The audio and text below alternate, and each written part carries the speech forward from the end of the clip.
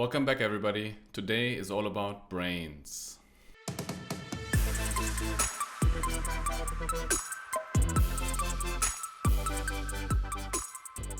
I'm speaking to Kristian Csepcsar of Braiins, Chief of Propaganda over there, speaking about firmware, pools, and a lot more. Stay tuned. All right, guys, thank you for tuning in. Like I said in the introduction, I'm here with Kristian of Braiins, Chief of Propaganda. Kristian, how are you? Let's go. Ciao. Very good. Very good. It's Friday. I love it. Yeah, Friday morning. We are at... It's Friday. Bitcoin is pumping. I'm on a podcast with a cool friend. So hey, cannot get any better. Life is good. We are at block height 830,700. The 30-day hash rate is at 543.8 exahashes. The hash price just took another hit after being at around 90, low 90s. We're now back to low 80s after that huge difficulty adjustment came in. Nodes around the world saying, hold up, wait a minute. There's too much hash going on. We're too quick. Let's get back to the 10 minutes, shall we? Yeah, Kristian, how are you? Friday morning. What's new at Braiins? What's happening? What's happening? Quite a lot of things. We're just so it's not even official, but just yesterday we signed a crucial acquisition. I'm not gonna say what, but just yesterday it was signed and the deal is done. Nice. So in a month you can expect a big new product fitting our whole Braiins ecosystem. So that's gonna be huge in the next month. Then I just returned from Dubai. There was a great conference, Bitcoin Oasis. I was a little bit skeptical how it will go. You know, it's first time in Dubai, first time Bitcoin only conference. So I was expecting more like just local people showing up interested in Bitcoin. But it was one of the best conferences ever. Like energy folks from Texas, infrastructure providers from China. So it was magnificent. And I'm just in the process of hiring I'm expanding the marketing team. So exciting times. Exciting times. Yeah. Good. And so what was special about that? I wanted to ask you a bit about that conference. I didn't have the pleasure to go this time around. Has that ever been sort of the focus of any conference, marrying sort of the Western world with the Asian and getting everybody into some rooms together to get some stuff done? So I never heard about Bitcoin only conference in that region. My first experience was last year on Blockchain Live. I highly recommend Blockchain Live. The name sounds terrible, I know, but it's because of the strategic position. It's very easy for Russian miners and Chinese companies to go to Dubai. It's close and it's very easy with the visa. So it is very and of course there's a lot of mining happening around it. So I actually went to Blockchain Live in September last year, I think, and I was very surprised. It was like even though it was crypto conference, it was like 80% miners, 80% energy infrastructure mining companies. So I was very impressed. So now we went to the Bitcoin Oasis, like first time Bitcoin only conference, and I really like the premise because it was like a smaller, intimate, invite only sort of setup. But I was a little bit skeptical of. It's always about the guest list, right? If the guest list sucks, the conference sucks. But they did a great job, really. From energy, crypto power from Texas, miners from Russia, China. Ethiopia was a big topic there. I was really impressed. So highly recommend if you guys put it on your list next year.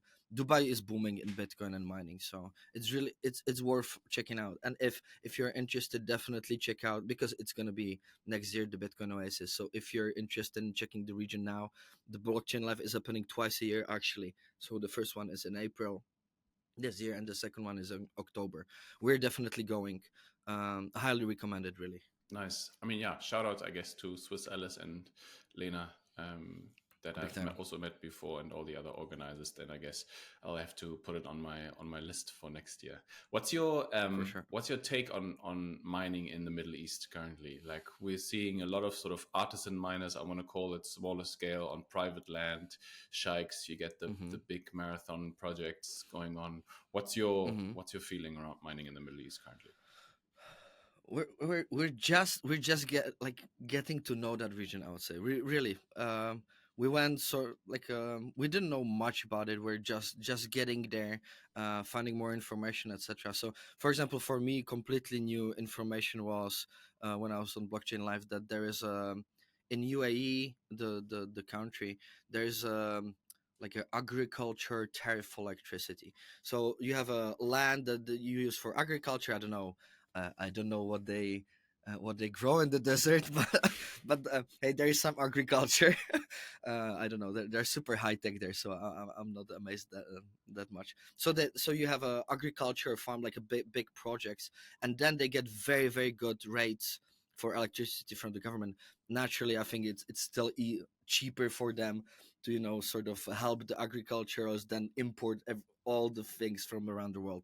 So they have very cheap electricity. So they just got like a exception that part of that, or like the unused buffer, they can use for mining. Don't quote me on the number, if it can be 10% or 15%, I don't know. I know it's like a small portion of it, like the unused or the extra sort of, you can use for mining.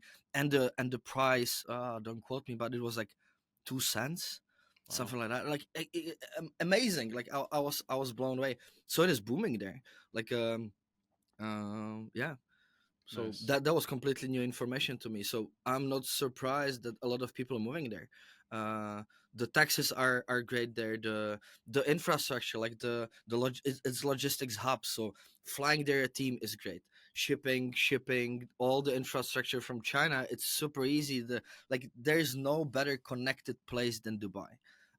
It's just that there's Interesting. a extremely smart workforce, extremely smart people there. So like hiring, technicians, etc., so easy. Of course, you're gonna have it's gonna cost you, but hey, 2 cents a kilowatt. I think you Yeah, but can I you think can you have to afford be a it. sheikh, right? You have to be like a local Emirati to make use of that tariff or find a partner. I guess that Uh, is I really don't know. business I partner. know about people like maybe it's joint ventures, maybe it's some partnerships. I didn't go that deep, but I know about the development from a Spanish guy. But of course, I didn't ask the super details, if he's building it for them and then he'll just run it, or partnership. I don't know, but it's happening, so it can be done. That's my point. Nice, nice. Yeah, I wanted to talk to you a bit about the conference first of all. Get your sort of feelings about it. Anything maybe that you learned that was new. It was big. And was there anything that like super surprised you? Like if you had to take two things that you didn't know That before. was definitely Ethiopia. I didn't. I'm really sorry. There's 24 hours in the day. I didn't know about the booming Ethiopia market Yeah, it's for mining. coming. I really didn't know. I somehow missed it, Yeah. and I met a lot of projects going there. Extremely interesting. I think it's gonna be even bigger than Paraguay mining. It's very crowded. I think there's around 20 Hmm. people from. I mean, I've done an interview before on for this show as well with Nemo. That was number 4, who's running Hmm. QRB Labs, who's setting up shop there as well. And there's I think 20 licenses. But the thing is that there's not much active right now, right? Everybody's still sort of Hmm. setting up and getting their first Hmm. hashes Hmm. going. Yeah, I yeah, think there's one Chinese company that has stuff running there. But it's coming. Just recently, yesterday, we had the yeah, news of 250 million being invested by the Ethiopian Investment Committee yeah. or Fund or whatever. So very crowded. And yeah, Hmm. I set up my company, Kristian, thinking, oh, I'm going to bring Hashrate to Africa. I'm going to help doing that. And all of a sudden, just Ethiopia explodes. Boom. I And remember. I remember us talking about it a year ago. Yeah, yeah, and now it's like the next big thing. it's insane. Yeah. And I think it's going to be stepping stone because there's a lot of, I don't think misallocation of capital to build energy generation is as crazy anywhere as it is in Africa. And so Hmm. if you Hmm. combine that with the lack of infrastructure transmission wise, you look at Hmm. Uganda, Angola just buying Bitcoin mining, but similar situation. You get a bunch of stranded assets here in South Africa, Nigeria, the Northern African states, like a bunch of concentrated solar, wind projects. All of those sort of funded, not all of them, but a large amount of those funded by Western government aid money, Yep. um, and there's no use for them in What many to do with it? Yeah. cases, and then Yep. Hey, and if it was in Ethiopia, it's gonna be like a big domino effect there. yes, Like everybody's will, hey, we exactly, want that too. We want that money and investments coming in, and so magnificent. 100%. Again, Bitcoin mining saving the world, not boiling the It's oceans. it's a it's a Trojan horse. I tweeted that just yesterday, right? Yeah. misallocation of capital, Bitcoin miners go seek energy, only consumer, and then all of a sudden these countries are signing $250 million Bitcoin mining Exactly. deals. Yeah. It's it's a very interesting field. It keeps being very interesting, and it doesn't even matter that By the way, the just to price is going to give the 50. scale, Go ahead. so I've heard that there are 2 or 3 gigawatts, and energized is 200 to 500 megawatts. You're Just off. so It there's a the hydro insanely dam, insane potential. the hydro dam, the Grand Ethiopian Renaissance Dam alone is the largest hydro dam in Africa, and it's got Hmm. I always said 6, but I think it's 5.15 megawatts. Hmm. And off of that, they're using 15%. There's like two Oh, okay. turbines only. Then you heard active. even better numbers It's than I did. yeah, and Nice, that's not the nice. only Okay. one. Like, just to quickly recap again, I did a whole Okay. episode on this. If Mhm. people are interested, they can go I listen will back have to it. watch. But I will have to. there's 90% hydro in the grid mix in Ethiopia. 90%. You know, it's a country with a lot of elevation, a lot of rainfall, good climate for mining as well. It's not terribly hot, and so yeah, I mean, it's almost like Nemo likes to say the Middle East of hydro. You know, so Nice. very energy rich. But I will have to. One question mark that I have is like the political situation, Yeah. because I really know like zero, not next to zero, but zero about it. And from what I heard, there was a like sort of like a civil war, or like a some like conflict like just 2 years ago. You know, so Yeah. it's like it is a risky. So will have to do more research on it for sure, because I know very little about it. Yeah. And people investing hundreds of millions of dollars, and just like a huge armed conflict like 2 years ago. I need to know more about it. Yeah. No, it's definitely worth looking into. Let's talk more about Braiins, though, Kristian. Sure. Hey, anytime. I'm at the propaganda guy. You kind of work there. Yeah. So tell me, first of all, chief of propaganda, where did that title come from? Whose brainchild is that? So actually, how it could create. So by the way, there's the best book on marketing that you can read ever, and it's called Propaganda by Braiins. I think that's how it's stuck in university down like my unconsciousness. So I completely forgot about it. Like, if you want to nail marketing, definitely read that book, and don't read anything else. I mean, and then we were on a conference last year, and somehow I don't know, third beer or something, and I was introducing myself, and nobody knows the CMO. Like, what is that? Chief of management? That doesn't matter. So I was tired of it. So I was like, hey, I'll just call myself like a propaganda guy. And I used it once, and they started laughing like hell. So I was like, hey, this works. And if it works, if it stucks in their head, that's marketing done right. So since then, I'm using it. 100%. All right. So yeah. All right. So you guys are most famous for your OS, I would say, for your firmware that you have. The pool and firmware, yes, those two things. Okay. So let's talk about that. I mean, just read recently some news which prompted me to ask you if you wanted to hop on here. That said Firmware OS Plus gives machines a boost in winter, and I think that was just right around the time where we saw a large hash rate drop from the chilly temperatures in that we saw in Texas, right? So how does that work, Kristian? Tell me more about how your OS helps frozen Bitcoin mines. So it's not. So it's gonna give you efficiency boost wherever you're mining, but the cold climate. So and how it works. We Bitmain per default, so we support only Bitmain machines currently. So what Bitmain does is like sets the frequency and the like workload that it gives to each individual chip in each machine like on the same level. And very, very simple, so that each machine that they produce are uniform. Imagine that you would be producing like S19s, and one company would get slightly better version and the other was slightly worse. That would be terrible. So they just like set the default limit on all the chips and say, hey, this machine will perform this and this. So it's very simple. But we say, hey, no, you can actually inspect each individual chip, say, hey, this silicon is better, this silicon is worse.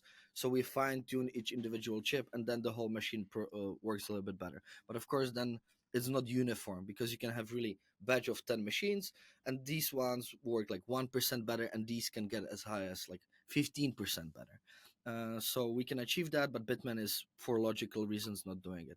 But the winter weather is more towards they don't work at all in super cold climate. It's very, very, very, very strange because my logical thinking, and again, I'm not super like a technical guy, but my thinking was, hey, the colder the better, right? Like I remember when I was young and they were overclocking CPUs, they're putting like liquid nitrogen on it, like minus 200 Celsius, something crazy.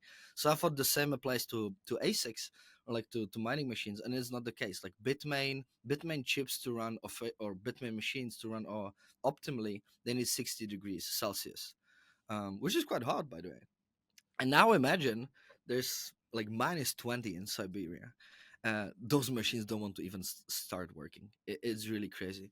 So what we did, we changed really, it's just, by the way, yes, if you're in minus 40, I think our update will still not help. It's like, hey, in minus 40, there should be no electronics, basically. It's like, no, it's hitting the physical limitation, like physics stop working your electronics. So it's like, it's too cold. But if you're in like a reasonably cold, like minus 20, which is still pretty crazy, we help with the algorithms that help like the starting process, and then so we fine tune that it even starts working. But we had even so we fine tuned that, and there are some other implications like how DPS works. That's one of the features that manages the power consumption, etc. So we had to fine tune to for the really really cold climates, because we had, and it was based on request. So we had several large farms that say, hey, we need those helps, like it's failing, we cannot start, etc. So it was like a demand response from our side. um One interesting story. So really, one farm, we told them, hey, get hair dryers and electrical heating and heat up the container, otherwise you will not start. Yeah, I So mean, I've heard stories that people are using Watts miners to basically preheat the containers that they have, because they do start up, and then yeah, as soon as the ambient temperature sort of rises, they sort of turn off all the fans inside the container, rise the temperature, yeah, and then they switch on the end miners afterwards. yeah, I didn't know it's true. So it is not uh, true across A6 all. What's mine is a little bit less sensitive to temperatures in general, even on the operational temperatures. So Bitmain, they need 60, but what's miner is very more flexible. And by the way, if you remember S9s, I've seen a great meme from our chief of, yeah, they're the battle tanks, man. Those are gonna be legends forever. Yep. So I saw a great meme from our chief of product, and he put like the tiny dog, and then the like buffed up dog, and the tiny dog was like S19 and saying, cold bad, hot bad, everything is bad. S19s are like they're like scared little dog, and S9s was like the ripped dog and saying, I don't care, like if it's hot, cold, I'm hashing, even if the chips are falling off, I'm still hashing. Yeah.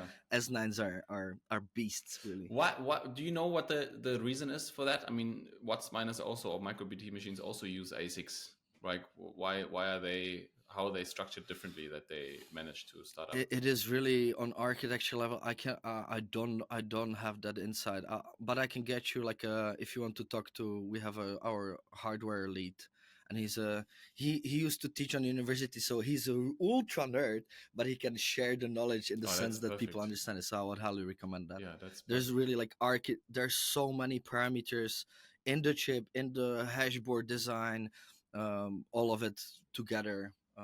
Very different behavior you can get. Okay, and do you know what the reason is behind you guys supporting only end miners? So it was a business decision back in the day. So we started working, like we released 2018, but that was like the open source version, like starting up. Anyway, we launched, I think, commercially 3 years ago, if I'm not mistaken, or it's gonna be 4 now. And it was very simple business decision. You have limited resources, so we're like, hey, let's go after Bitmain because it's the dominant player, it's the machines that most of our clients have, so it was just natural to start there. Really, you have to focus your focus somewhere. That was the initial thinking.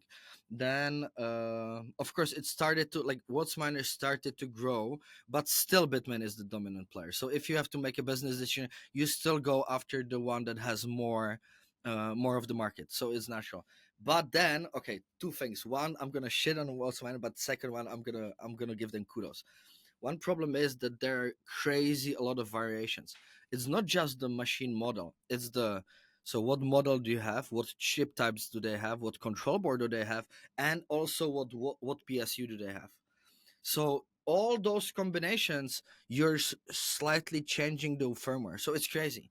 It's really, it's like I don't know, 45 firmware versions to support all the WhatsMiner or something like that, right? It's crazy. It's a lot of work. Okay, So interesting. we're continuing on the Bitmain, but I think for the first time ever we're catching up. Like we're literally we support all the main S19 models, all the control boards with remote install now. So we're just missing Hydro, S21, T21. Like and they're for like thanks Bitmain, they're using the same control boards. Logic, they're using the chips that we already know. So it's gonna be, of course, fingers crossed, but it's for the first time ever we might catch up with Bitmain. And at Nice. that point, we can actually focus on WhatsMiner. And one more point to the WhatsMiner. Actually, so here it is. It's gonna be a good promotion for WhatsMiner. Send me some coupons. They're actually doing quite a good job, to be honest. So really, so we have the firmware and tuner running on some of the machines, right? Don't quote me on which one. So we have it. We have some version, but we're not achieving, like we don't have the full focus on it, so it's not that we cannot do it, but as of now we don't have s- significant enough upside like on Bitmain machines, so we don't want to release it as a commercial product, because if we release it, you need to scale up the support, you need to scale up the people working on bug fixes, etc. So when we release, it has to make commercial sense. So we're not there yet. I think we'll get there during this year, hopefully. But it's a kudos to WhatsMiner. They're doing better job than Bitmain, and that's why it's taking us a little bit more time to like overcompete them. Yeah, I mean, look, again, the topic of Africa comes to mind.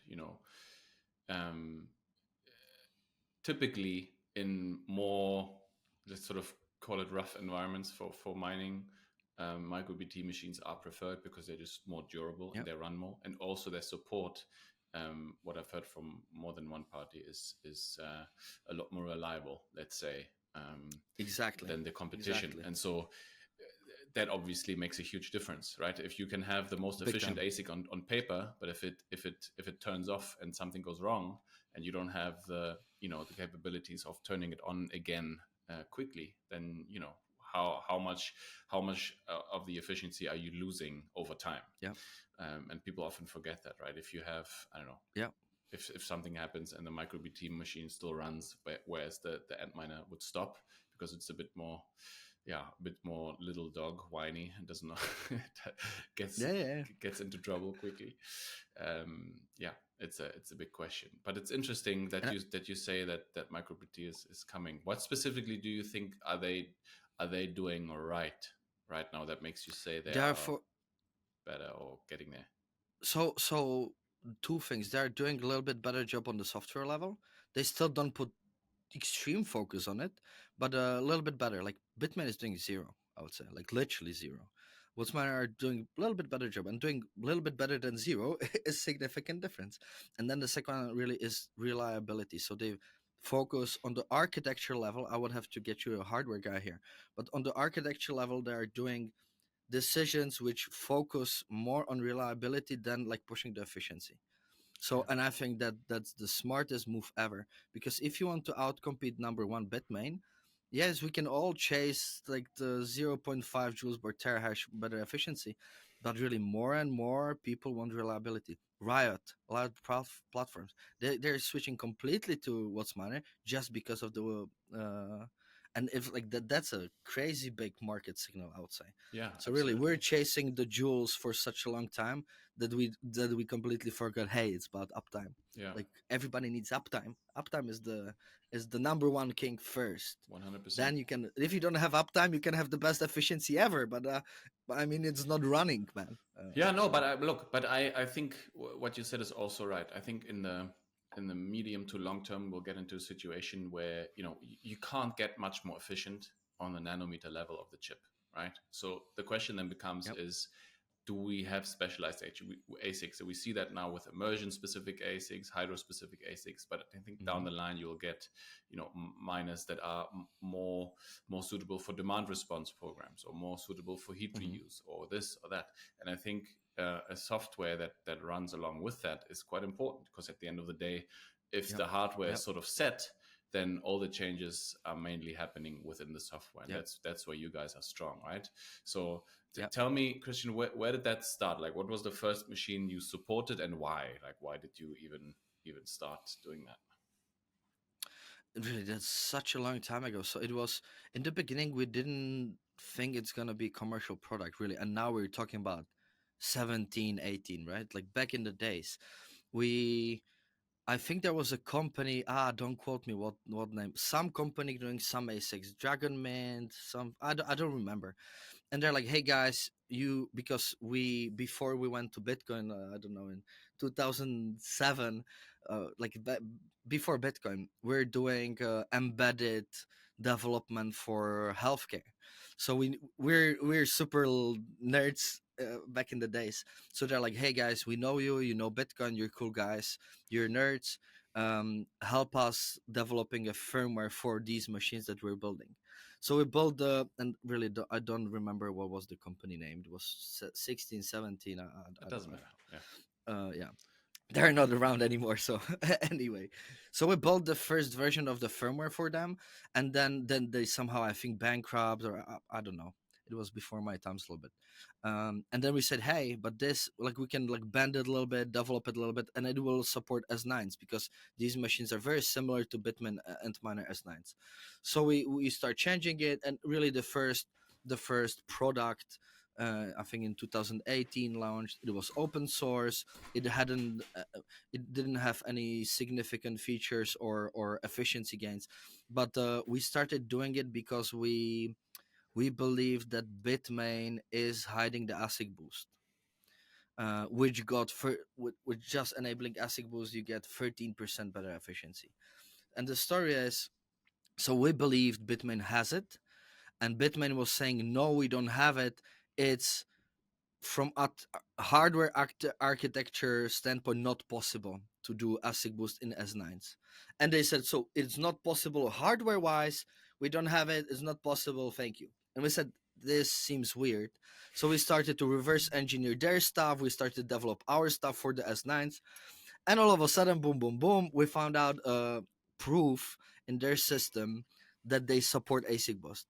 So in that moment, we found, oh, there's a dominant player in the space that is hiding 13%.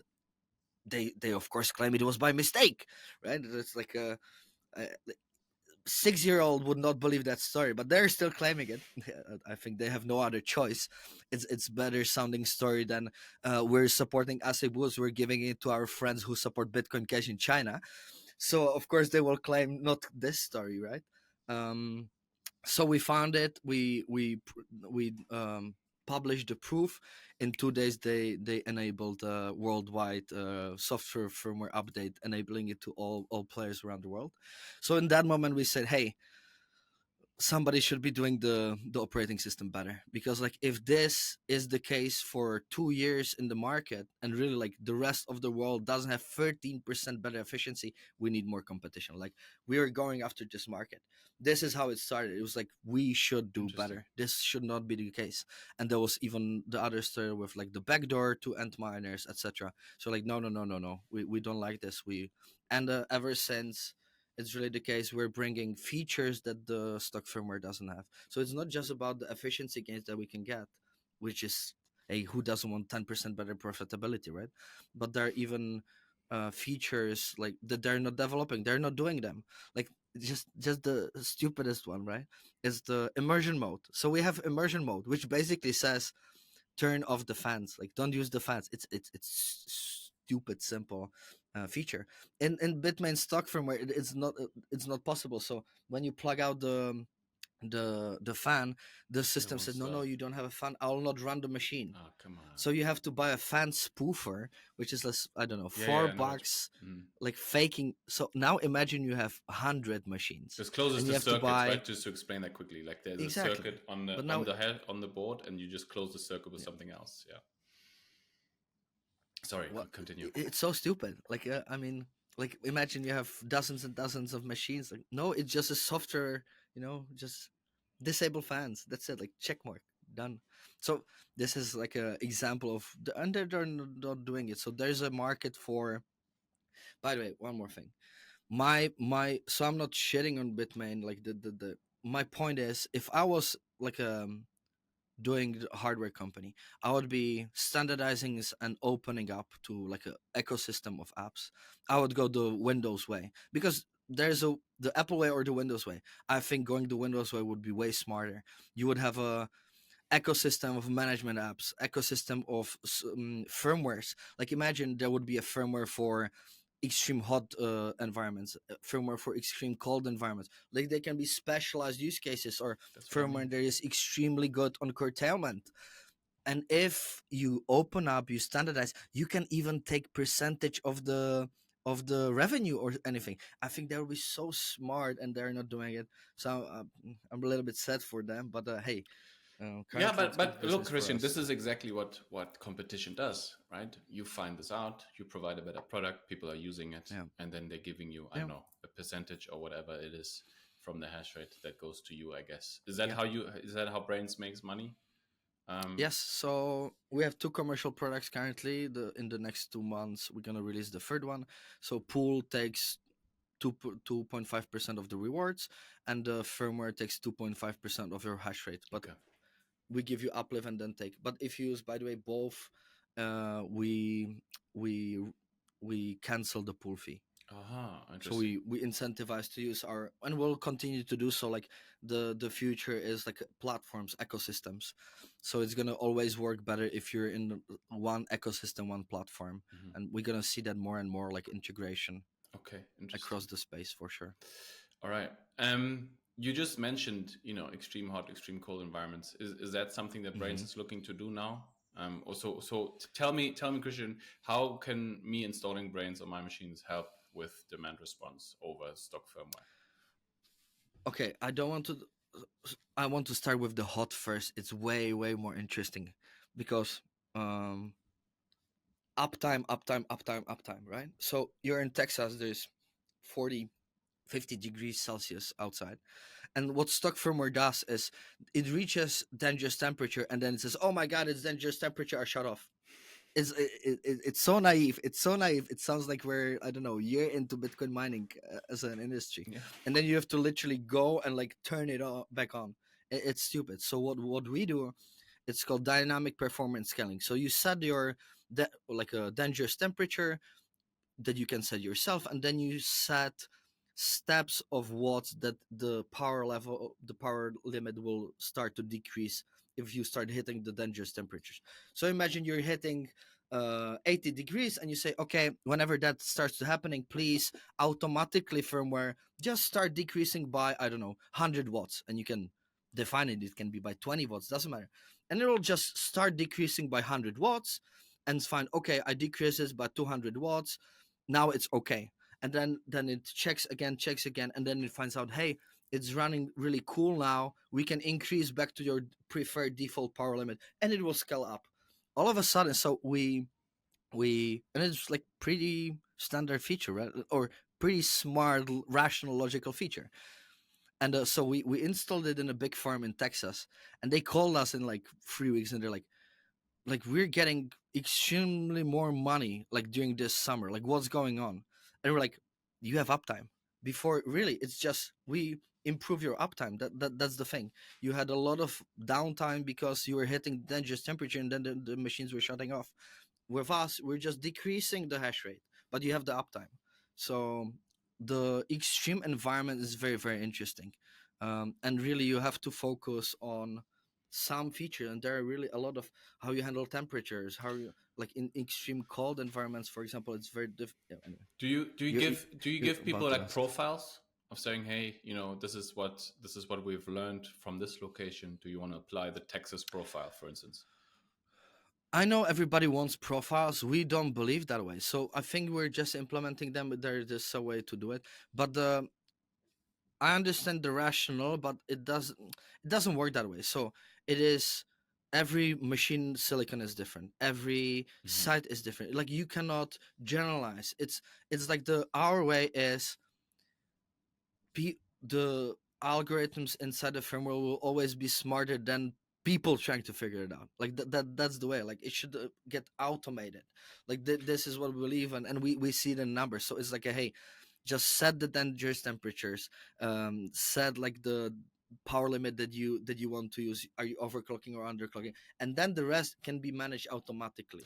Yeah, but that's It what I will mean, Christian. really Like, the if algorithm. to set those levels, you have to now have quite a lot of expertise, and you have to try things out, and Mm, that costs you yeah. time and money. So the question is if there's sort of But to you know make you money more though, it's suggestions. like Yeah. really until so when you start auto tuning it can take even like 5 hours, even more.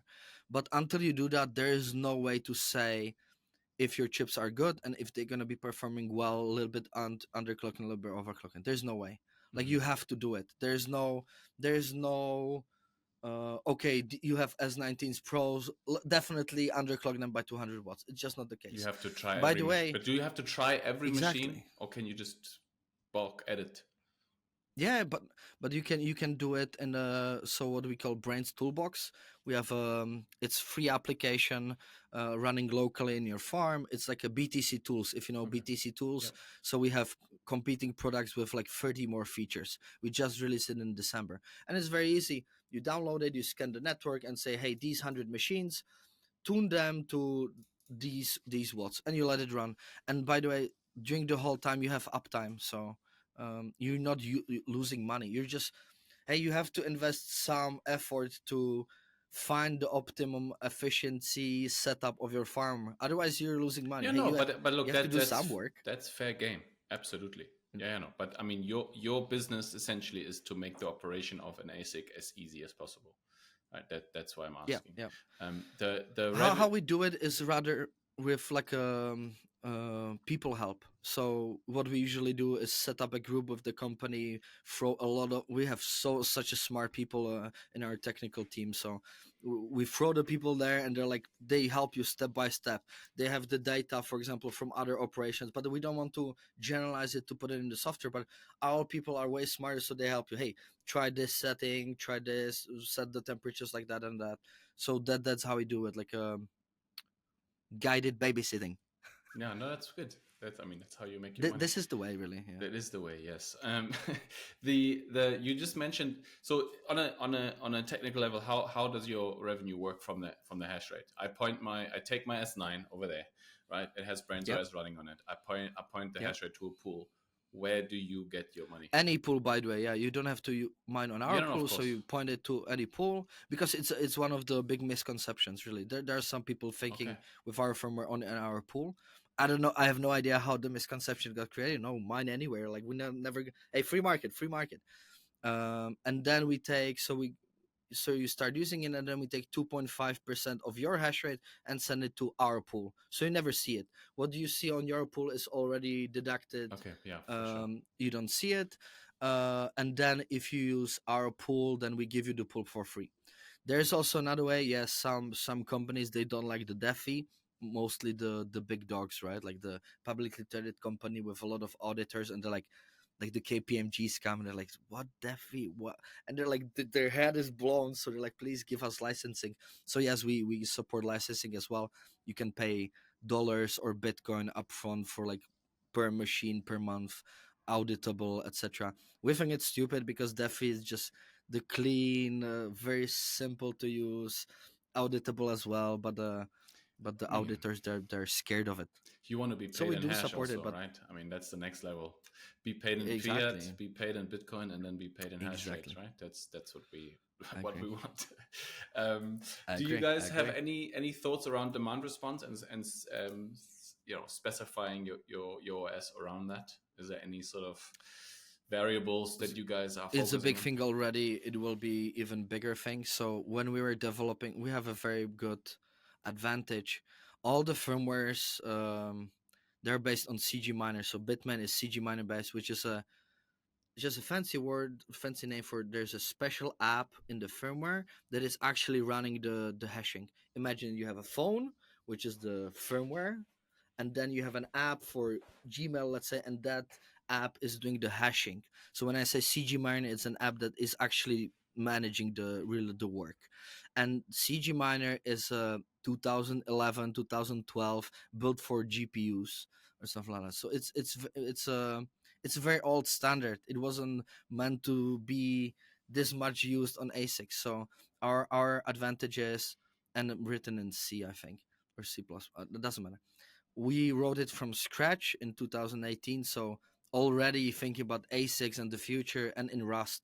It's like way better programming language. So we're achieving, just because of that, for example, language choice, like coding choice, we're achieving like way faster pause times, boot up times, etc. Like Hmm. uncomparable.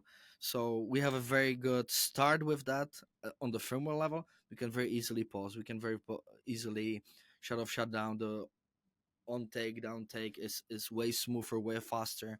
That's the first point. So we do have that, but we need to integrate with all the management apps, and yeah. So it is curtailments, demand response. It's a huge thing. There will be even bigger focus on it after halving in the next 2 3 years in Texas. Like you will be have to playing very very smart games Yeah. with all the programs, etc. So there's going to be big focus on it. We naturally, it's one of our top We're priorities. so Let's put it early, I this way. think. So Oh, early. big time, and it's a good thing. Yeah, I Yeah. agree. I agree. Do Big time. on a hardware level, would you be able to ramp up? So go back one step. Ramping up is Yeah. a lot harder than ramping down. Like turning a machine off Mm-hmm. takes a power draw away for demand response. That's all good.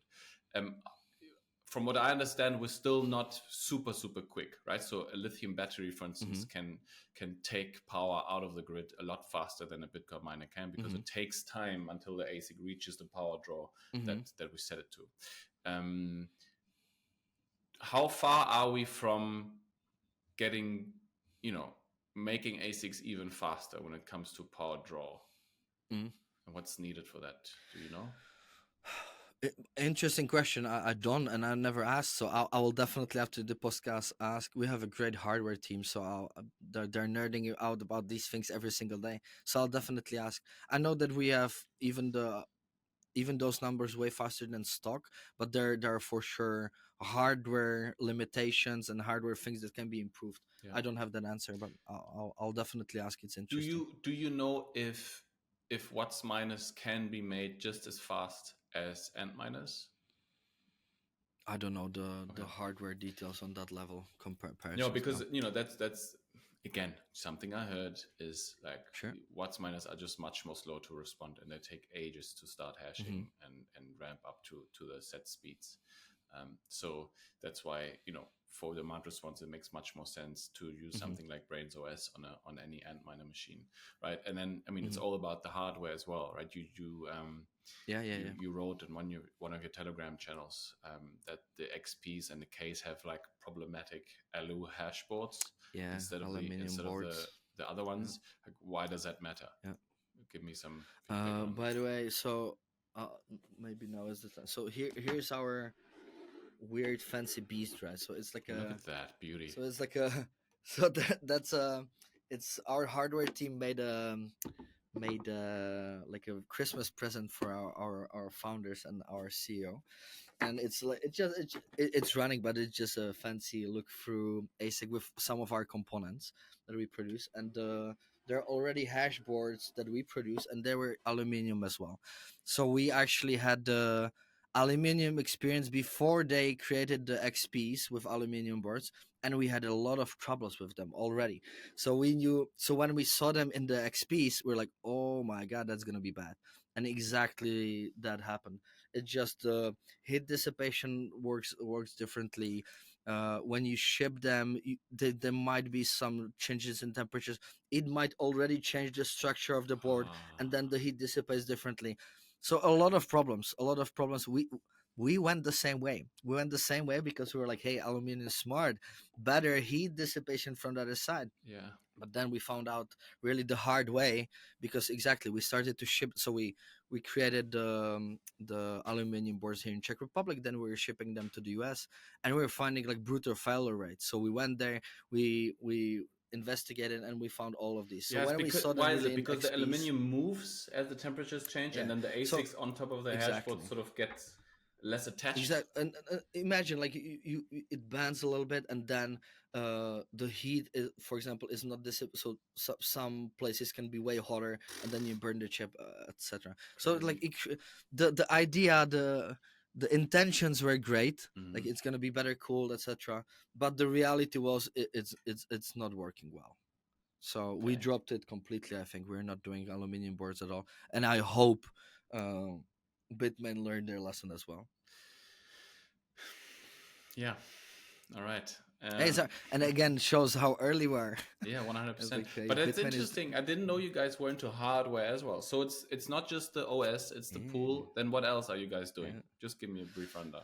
And so commercial products currently too. The pool, the Yeah. mining pool, the firmware. Then the third commercial product software is coming in a month or two, Hmm. and then we do non-commercial products. So this is Braiins Toolbox. It's for local management. It's BTC tools, kind of thing, and it helps you with installation of our firmware, or you can use it for management as well. It supports stock firmware. Then we do farm proxy, which is large farms need to aggregate their hash rate when they're sending it to a pool, or remote locations need somehow aggregating the hash rate when sending to pool. It reduces the bandwidth. Yeah. And why we do free software, it's like a relationship opener. Like we provide you with the proxy, you like it, so naturally you want to use the full stack. um and then we work on Stratum V2 because we're the co-authors, but it's open source. It's Okay. non pro. And then we started doing hardware. Hmm. The As I said, the future is integration, like ecosystem platforms. So naturally, either we cooperate with somebody doing hardware, or we have to do it ourselves. It's very simple. Yeah. The future, yeah. We love Bitcoin mining. We have a lot of experience, really. All the firmware that we ever made, we had to reverse engineer every single thing in each Bitmain machine. So like there's a Bitmain with their, but we're just next to them, with the same level of knowledge, because really they give us nothing. Zero documentation, zero documentation of the chips. We had to reverse engineer everything. So we have a lot of hardware experience stemming from when we started doing the firmware in 2017. So naturally we see, like we have a long list of things that can be done better. So natural thing is, hey, either somebody works with us, or we're going in. Yeah. All right. Briefly, I want to get into So the we pool. already Oh, have wait, what is some that? hardware, yeah. Oh, okay. Cool. So that was our Amazing. first hardware. So that's the control board. Yeah. So we started doing control boards. Where is it? There you go. Doing control board. This Beauty. is the control board for S19s, etc. So we'll see, I hope, 2 new hardware products this year from Braiins. Amazing. Kristian, I want to cover the pool Yeah. quickly. I talked Sure. to Mehdi from LinkedIn, so we don't have to go over the basics. Sure. But what is different about your pool? You're operating a primary pool, right? So you run your own nodes directly So on yeah, top. so we're the oldest mining pool since 2010. We mined the most Bitcoin, 1.3 million. It's not us, it's our clients, of course. But Yeah, of course. Yeah. will nobody will ever overtake the oldest and the most coins mined. Hey, to be honest, pools are very very commodity software. It's to be honest, there's like really your preference is basically the team that stands behind it, the UX experience. But then it's basically soft things, but then the hard things are really what other things are offered around it. Like really think about like pools in the past 5 years were just raised to zero on the fees. Yeah. Really, it's like the bigger you are, the better deal you're getting. We cannot get you anything more exciting, sort of.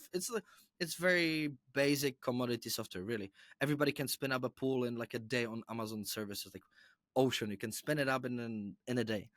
They're open source implementations of mining pools. I mean, so really think about pools as pool of users then you work with other services. For example, Foundry is going the way that they help you with financing, help you with insurance, help you with transportation of the hardware, help you with hosting. We go the software way, so we help you. Hey, if you're using our pool already, maybe use our management software, maybe you use our proxy. Then I know Bitmain is going the way. Hey, you're buying the hardware from us, use our pool. So it's very very, so think about pools as pool of users. Very very very very comparable services to everybody else. So it's about what other things they can offer. So exactly, like if you use our firmware, you get our pool for free. They're all, everybody's incentivizing to use the stack, so sort of. Yeah. So think about the team that is standing behind. Are they doing ordinals? Are they doing shitcoining? Or are they like us, where Bitcoin idealists, where Bitcoin maxis as it gets? So Yeah. we focus only on Bitcoin. Things like that matter. So I, that's what helps you with choosing. I remember last year there was a bit of a problem with the luck that you guys had in your pool, right? So you had a bit of an issue finding Yeah. blocks, which is The complete probabilistic nature of Bitcoin mining is 100%. fucking crazy. Sorry, it's crazy. It's like it's really crazy. So we have a lot of luck experience, I would say, a lot. So it was a very long and hard decision to go from luck away. So not away, but we still deal with it. But I cannot imagine doing, because let's put it this way: you need at least, let's say, 3 to 4% of the total hash rate network in order to like somehow manageably work with the variance. Yeah. Right, the smaller they are, the crazier the variance goes. So let's say I know that there is a number like probabilistic, but I think it's around 2 3 4%. And if you're anywhere lower than that, it gets really really really tricky. Like anyway, so hey, mining is a hardcore But business how do you deal with on that every though, level. Christian? How have you dealt with that? Because as a primary pool, you don't have the option to sell your hash rate to somebody else and get the money via FPPS. There are various strategies that we will, the pool business will change a lot, I think, in the next let's say 3 years. Like there's gonna be things like arbitrage, there's gonna be things like uh exactly, selling on the primary secondary markets, like for example, I hear more and more the family offices, like the sort of like rich small funds, right? They're very hungry for hash rate and to mine on solo mining because they want the clean coins on their books. So we're gonna see a lot of various techniques how to actually make more margin on the mining, and like hedge your strategies as a pool, because you can be doing 5 different things at the same time, decreasing the risk your operational end, and making actually more money for your customers. So that's where we're going, that's what we're going to do as well, Do and you, making more for the end user and actually de-risking on our are end. you running PPS Plus still or FPPS? No. FPPS. And before it was PPS Plus, right? Before it was scoring. I don't know what are the super Okay. tiny nuances, man. No, I mean, Scoring. It was called scoring. okay, okay. I just And I wanted to think it's the understand from you like how you guys manage that again via FPPS. You're essentially paying your miners for all the shares that are valid, right? And if you end up not yeah. mining anything with it as a primary pool, you do not have the capability of selling it to somebody else and offloading that risk. So the question is really like, yeah, what do you do? I would ask Antpool, F2, Exactly. or So Foundry so the same so thing, but I don't yeah. understand like There. how do you manage that Yeah. risk of saying, hey, I have zero So again, revenue, but so I have there to are pay various out the hash. strategies. So you can be selling portion of the hash rate, for example, on a spot market hash market. We don't have those yet, but it's one of the ways we talked about it a lot in the past. It's one of the ways that we're going. Also, there's a secondary market where you can sell for higher profit. There's a hash rate like a gambling.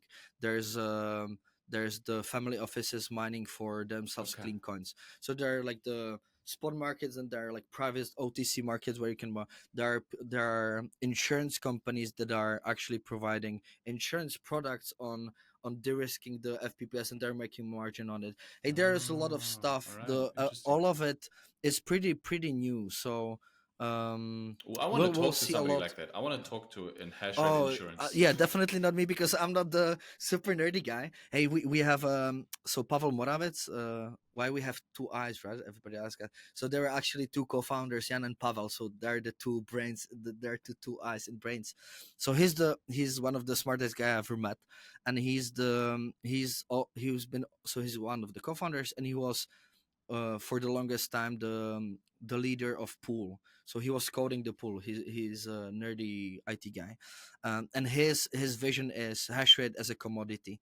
So if you want to nerd out about this, I'll 100% guarantee there's no better person than Pavel. Yeah, no, because I saw I'm it. just a It's coming. marketing I had a monkey. few episodes before I jumped on the Yeah. YouTube, where we interviewed Block Green and a couple other guys that did this reactor as well. You know, selling hash rate as a commodity. It's coming. Maybe we should Yeah. revisit that again. Briefly before we, For sure, because everybody's chasing it, but nobody knows yet. Really, I yeah. see it more and more. Like everybody's chasing it, but nobody knows if it's really. I believe there will be a market, but nobody can like predict how big, and there are various speculation. And then you can do, like financial derivatives on hash Yeah. rate and etc. I mean, that's I what don't know, Luxa is but doing as well. But the whole family office thing that you said and the exactly, insurance thing, that's really interesting to me. yeah, Before yeah, we yeah, before we close out here, Christian, quickly tell me sure. all about IBIA in as short of a time frame that you can. Oh, okay. So we generally Brains. I want to show the box. So we Yeah. focus on education. So we're publishing Bitcoin mining, Bitcoin separation of outstanding money.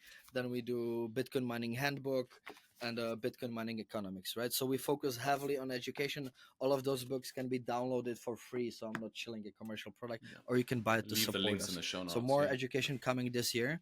And naturally, if we're very like bullish on education, there was an idea to create like an educational platform here in Europe of all the smart people that care about Bitcoin mining, putting the minds together and say, hey, maybe we go and fight a little bit for the rights of Bitcoin mining in Europe, because we believe Bitcoin mining is a very, very useful thing. It's not a bad thing that boils the oceans. And maybe the busy politicians, let's put it this way, I'll be more Very busy. diplomatic, the busy Extremely busy. politicians, Yes. exactly, the extremely busy politicians maybe need help with the education. That's why we created like a platform of so EBA, it's European Bitcoin Energy Association. It got launched like just a few weeks ago. We're just starting, so you're gonna hear more and more about it. Super smart people, including like the person that was building the grids in Germany, like extreme grid expert in whole Europe. Then we have us as Braiins, a software provider. Then we have skilling mining. They're doing mining in Ireland. Very cool stuff with waste. So we're putting cool minds, like smart minds together, and we want to say, hey, Bitcoin mining can help with energy build, energy infrastructure build out with renewables in Europe. So we want to educate so that Bitcoin mining has a place here in Europe. Shout outs That's the also thinking. to TerraHash Energy and Rachel. I know she's just Big been time. on Peter She's the McCormick's. mastermind behind it. Like Yeah. I mean, in a like she's the one pulling the like putting us all together, creating. Big kudos. Rachel's the heart of the whole the, association, I the would say. goat. Yeah, you must listen Yeah, to the interview she's done on what Bitcoin did. I think it highlights IBIA exactly. a lot better and in a lot more detail than what we can do today. Yeah. All right, last question, Christian. Sure. Bitcoin, does it Sure. consume enough energy yet or not? Not enough. We need more, and we will see more. And we, by the way, so we just had a difficulty. I just went 8% up, so we're going in the right direction. Where do you want to send people? Where do they find you? Where do they find Braiins? Definitely go to braiins.com. Remember, I know it's a little bit difficult. Braiins.com/books. Really a good place to start. We have a lot of educational materials for free. Dive deep the rabbit hole. Mining is fun, really. And if you want to, follow me, just go on Twitter, write Kristian. It will find Yeah. Kristian Braiins. And let's stay in You're touch. you're My being too DMs are modest. open, so if you need. You're being too modest. I have on my website, I think 90% of the articles on my resources page are Braiins blog articles because they are really Nice. a treasury of knowledge. And when people you. ask me about Bitcoin mining, I most often tell them, look, visit that website. have a look through some of these articles, read them, and then come back and let's talk on a whole different level, because then Nice. you don't have to go over the basics and Really appreciate it. mining off of solar and demand response Yeah, and yeah, all yeah. the heat reuse stuff. So it's definitely worth a look. And I know it's the one book that you held up, I read that, the purple one, is a culmination of some of the blog articles as well. Yeah. It's just a more easy format. So definitely have a look there, guys, if you want to learn the basics around mining. And there's gonna be way more coming this year, so definitely follow Braiins on Twitter. We're gonna continue working hard on education. Nice. Thank you, Kristian, for all your time today. I'm happy that you jumped on here with me. Thank you. Guys, if you learned anything new, you know what to do. We talk mining every Sunday on Swan's YouTube channel. Stay tuned, learn more. Let me know what questions you have and who you'd like to see on here maybe. And yeah, with that being said, see you next time. Thank you. Bye-bye. Cheers. Ciao.